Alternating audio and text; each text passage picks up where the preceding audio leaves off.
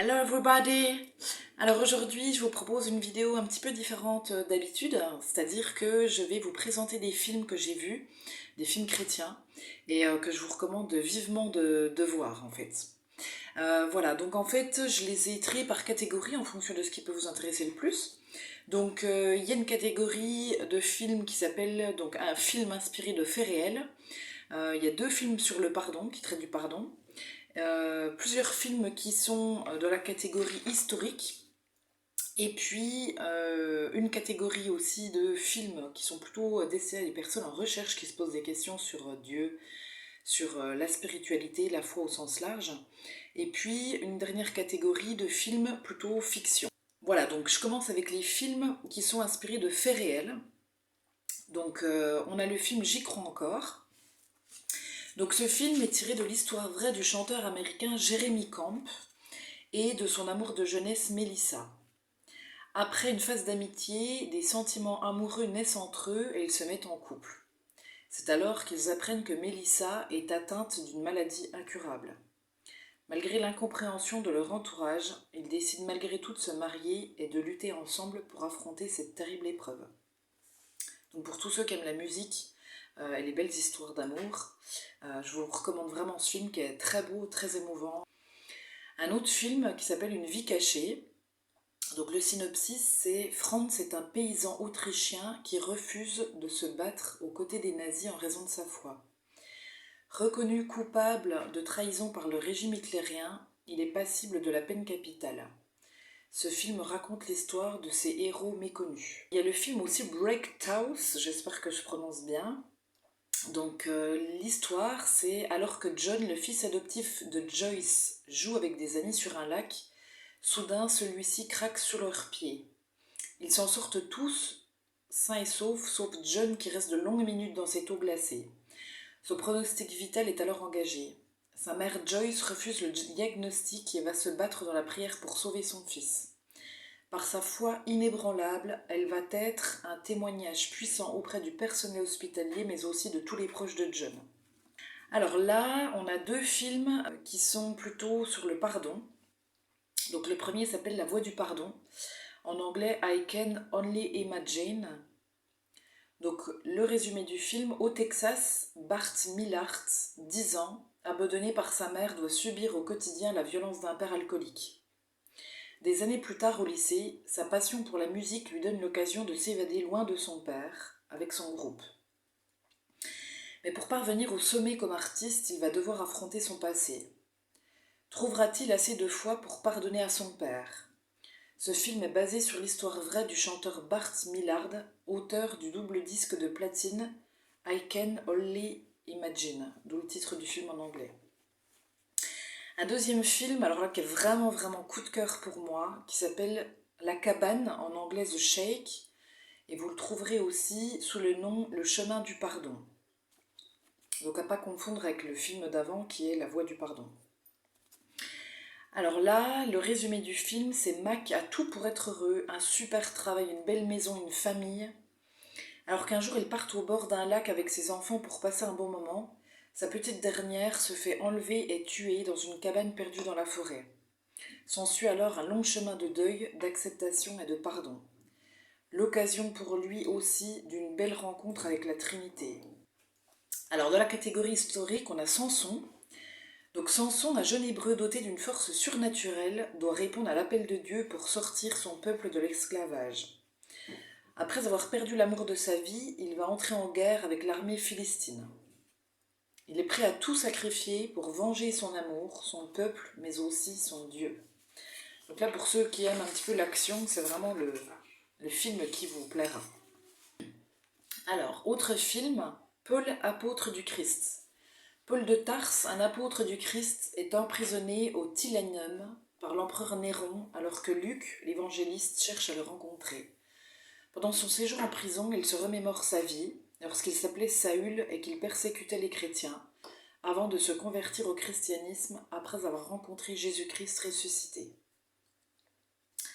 Autre film, Le jeune Messie. Âgé de 7 ans, Jésus quitte l'Égypte avec ses parents où il vivait exilé pour retourner à Nazareth. Hérode, qui a entendu parler de l'existence d'un prétendu Messie, envoie alors le centurion Sévérus pour chasser l'enfant. Et dernier film dans cette catégorie, autre film coup de cœur qui est juste magnifique. Clavius, un puissant tribun militaire romain, et son aide de camp Lucius sont chargés de résoudre le mystère entourant la résurrection du Christ suite à sa crucifixion. Un tombeau vide, des gardes confus dans leur explication. Que s'est-il donc passé? Ce Jésus est-il vraiment ressuscité? Alors maintenant, je passe à 3 autres films dans la catégorie film pour personnes en recherche, c'est comme ça que je l'ai intitulé. C'est vraiment 3 films que je vous conseille de regarder d'une part et ensuite de recommander à des amis ou des personnes que vous connaissez qui se posent des questions vraiment sur Dieu, sur la foi. Ils sont vraiment très bien et ils vont vraiment dans une recherche de vérité assez approfondie. Le premier que je vous recommande s'appelle Jésus l'enquête. Donc Lee Strobel, journaliste d'investigation au Chicago Tribune, est athée revendiqué et confronté à la soudaine conversion de son épouse au christianisme. Afin de sauver son couple, il se met à enquêter sur la figure du Christ, avec l'ambition de prouver que celui-ci n'est jamais ressuscité. C'est aussi un film coup de cœur. Deuxième film, qui est une trilogie, donc Dieu n'est pas mort, qui existe donc en 1, 2 et 3, il y en a eu 3 au total. Le professeur de philosophie Radisson, citant de nombreux grands auteurs, demande à ses étudiants d'attester par écrit que Dieu est mort. L'un d'entre eux, Josh, s'y refuse. Son professeur le met alors au défi de prouver le contraire à lui et à ses camarades. Un défi qui ne sera pas sans conséquence. Donc là, je vous ai lu uniquement le synopsis de Dieu n'est pas mort 1. Vous avez donc le 2 et le 3, mais que je vous laisserai regarder sur internet si ça vous intéresse. Et le dernier film dans cette catégorie, très bien aussi, Interview avec Dieu. Rentré d'un reportage en Afghanistan, Paul a du mal à surmonter les séquelles de cette expérience. Son mariage est en perdition et sa foi est mise à l'épreuve lorsqu'il se voit proposer une interview avec un homme qui prétend être Dieu. Si vous pouviez vous-même interroger Dieu, quelles questions lui poseriez-vous? Et enfin, dernière catégorie, la catégorie fiction, dans laquelle j'ai mis un seul film. Et ce film s'appelle « Et si le ciel existait ?» Colton, le fils du pasteur Todd et de Sonia, affirme s'être rendu au paradis pendant une expérience de mort imminente. Colton explique les détails de cet incroyable voyage avec son innocence enfantine et témoigne d'événements passés bien avant sa naissance, des choses qui lui sont totalement impossibles de connaître.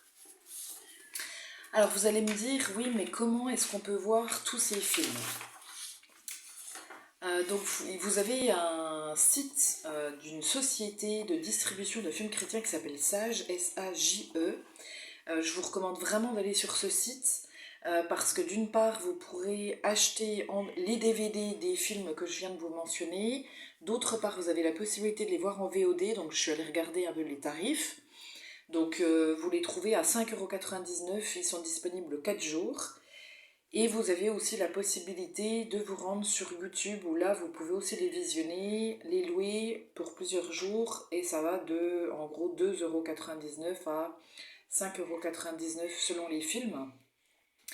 Mais je pense que c'est vraiment important de soutenir cette société de distribution qui a une belle mission, celle de promouvoir des films chrétiens. Donc même si vous payez voilà, 2, 3, 4 € de plus, ça vaut la peine de temps en temps, peut-être pas tout le temps, de louer ces films sur le site Sage. J'en profite pour vous annoncer que le site propose des séances en ligne. Par exemple, j'ai vu qu'il y avait un film qui prochainement allait être proposé à la diffusion en direct, donc vous pourrez le regarder chez vous, surtout en ces temps de confinement, c'est l'occasion de se divertir et d'avoir accès à des films, à d'autres films que ceux proposés à la télévision. Et donc là, il propose un film qui s'appelle Unplanned. Et voilà le synopsis. Donc Abby Johnson n'a qu'un seul désir, celui d'aider les femmes. Touchée par la souffrance de beaucoup d'entre elles, elle est convaincue des bienfaits du droit à l'avortement. Elle décide donc de s'engager au planning familial américain, puis elle devient vite l'une des plus jeunes et brillantes directrices de clinique. Mais ce qu'elle voit va tout bouleverser. Donc ce film est tiré de l'histoire vraie du livre autobiographique David Johnson qui s'appelle donc Unplanned. Vous avez une séance de proposer le mardi 24 novembre à 20h15 et le vendredi 4 décembre à 20h15 également. Le tarif plein est de 10 € et le tarif réduit est de 6 €. Et cette séance est suivie d'un débat avec un intervenant. Voilà, donc je vous mettrai le lien en dessous de la vidéo pour que vous puissiez y accéder, avoir toutes les informations. Voilà, je vous dis à bientôt. N'oubliez pas de vous abonner à ma chaîne en cliquant sur le petit s'abonner qui s'affiche en bas à droite de la vidéo. N'oubliez pas de commenter cette vidéo et d'en parler autour de vous. À bientôt, bye bye.